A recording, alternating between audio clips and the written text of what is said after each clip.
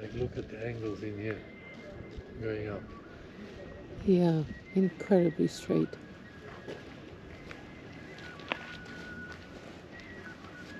Same thing here. Level, straight.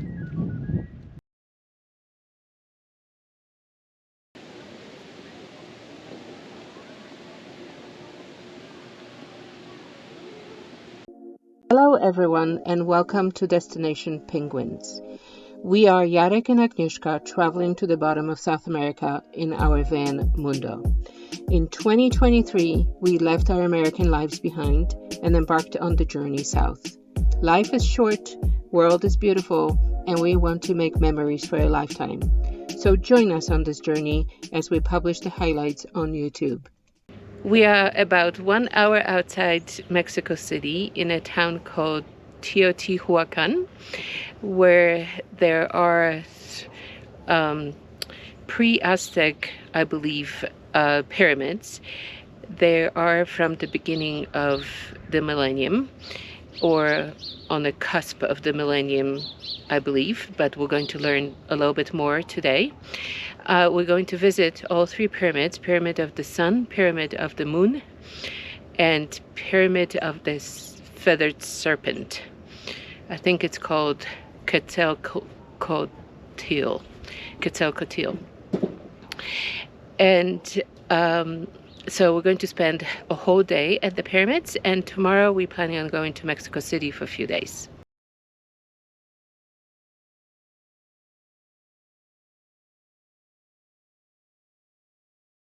Here is the Pyramid of the Sun, the biggest out of the three.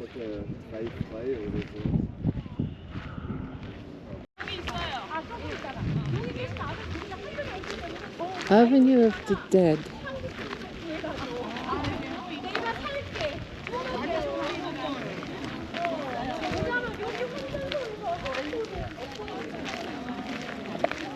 I don't know. We need... Look at the walls. Stone and low stone and concrete.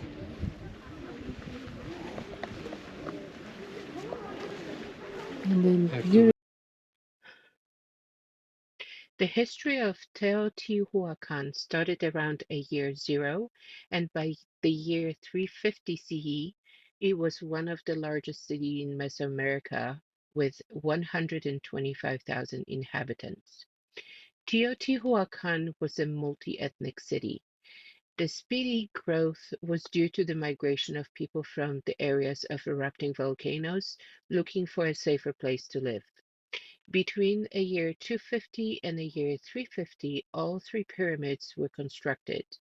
All pyramids were originally covered with the lime-based rendering, and then local artists painted beautiful murals with predominantly red colors.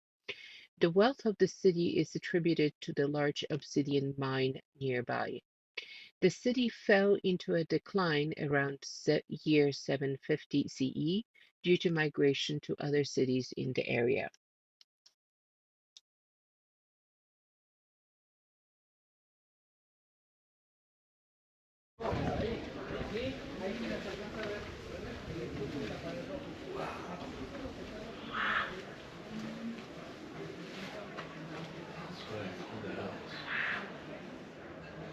So everything was in the red, with the red pigment.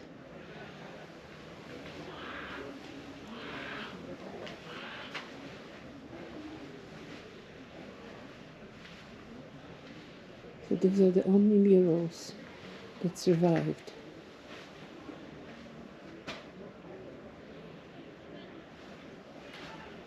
So you say that was right.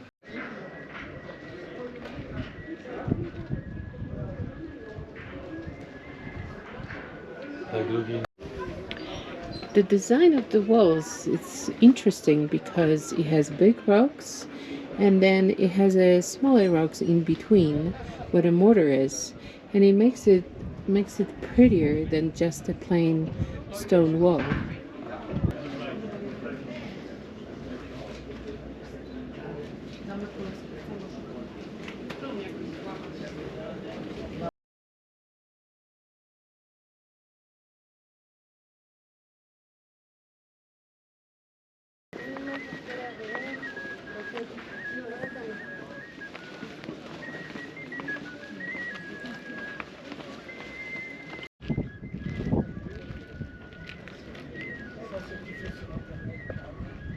Like, look at the angles in here, going up. Yeah, incredibly straight.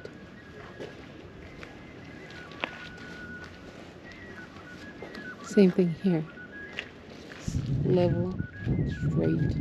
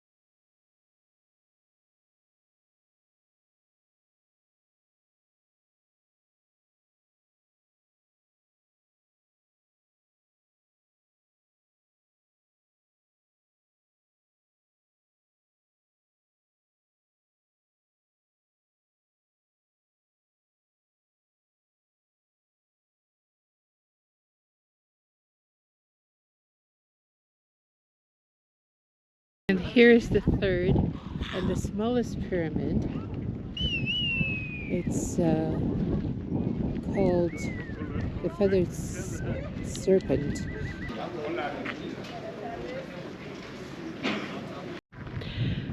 The parking lot has this tree that it looks like a combination of three that grew together. I have seen these trees before. Sometimes I see them with like red berries, but this gnarly looking trunk kind of caught my eye.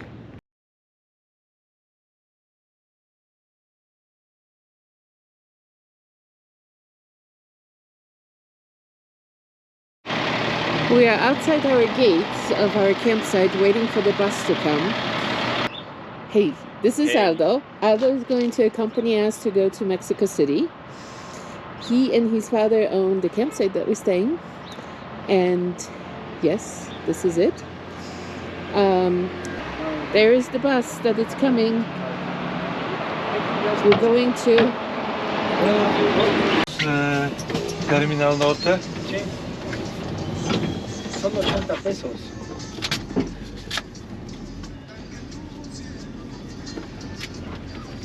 Gracias. Gracias. Sí, muchas gracias.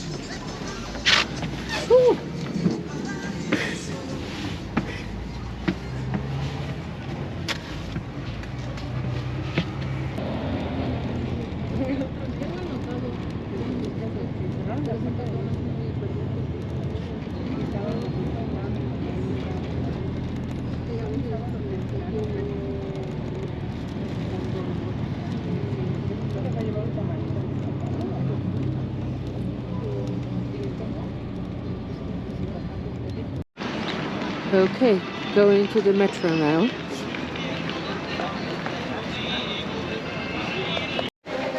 The metro tickets are 5 pesos each, which is such a bargain.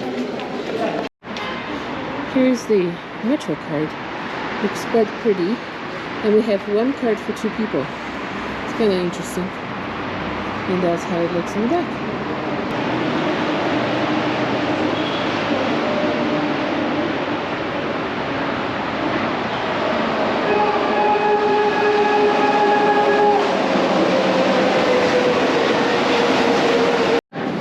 So in Mexico City Metro, there is a designated area for women and children behind this kind of a barrier, which is very interesting, and I think the other cities should follow the same rule.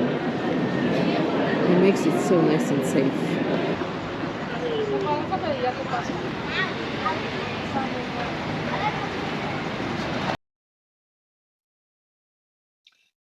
Frida Kahlo lived in Casa Azul most of her adult life. In her childhood, she suffered from polio, and in her teens, she sustained severe injuries in a bus accident. As a result, she suffered from constant physical pain and had to wear many prostheses on her legs and torso. Frida Kahlo had many interests in her life and inspired many areas of culture during her short life. As an artist, she is famous for her self-portraits and many other paintings. Her interest in politics resulted in her joining Mexican Communist Party. She was also very interested in gender, class, and race issues in the Mexican society. She is a fashion icon for her many Mexican folk art inspired dresses. Her personality attracted many artists and intellectuals to frequently visit Casa Azul.